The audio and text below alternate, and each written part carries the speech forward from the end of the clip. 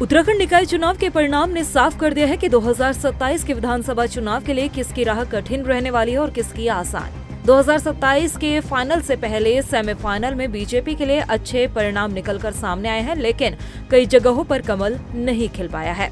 तो वहीं अपनी सियासी जमीन बचाने की जुगत में जुटी कांग्रेस का हाथ और कमजोर दिखा। आंकड़ों पर गौर करें तो कई सीटों पर कांग्रेस से ज्यादा मजबूत निर्दलीय उम्मीदवार नजर आए। कांग्रेस के बराबर सीटें लाने में निर्दलीय उम्मीदवार सफल रहे।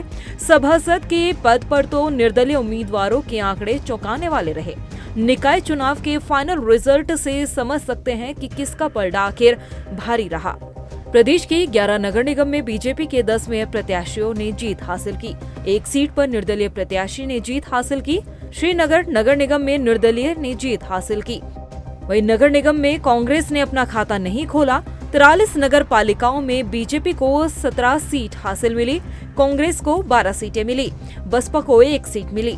13 निर्दलीय उम्मीदवार नगर पालिका अध्यक्ष पद पर उन्होंने जीत हासिल की। 46 नगर पंचायतों में से 15 नगर पंचायत के अध्यक्ष पद पर बीजेपी ने जीत हासिल की।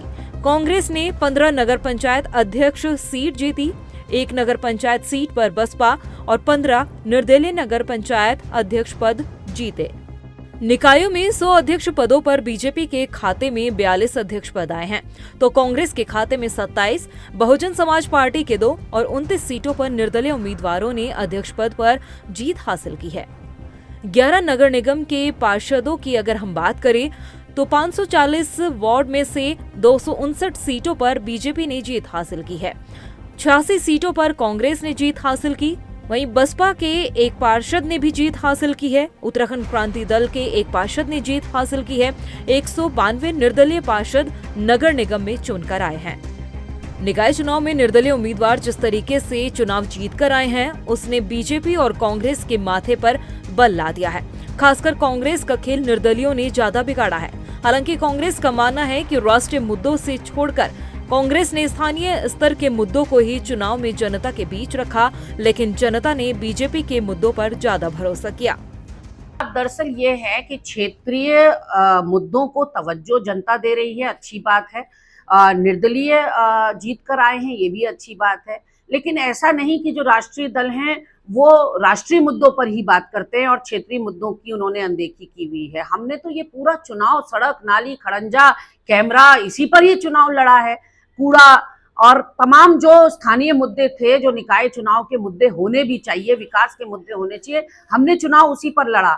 बल्कि सत्तारूढ़ दल जो है लव जिहाद, लैंड जिहाद, थूक जिहाद, यूसीसी, धर्मांतरण कानून, इसकी तरफ पूरे चुनाव को ले गया और शायद जनता को वही पसंद आया। वहीं बीजेपी के प्रदेश अध्यक्ष महेंद्र भट्ट को लगता है कि स्थानीय मुद्दे निकाय चुनाव में हर बार रहते हैं।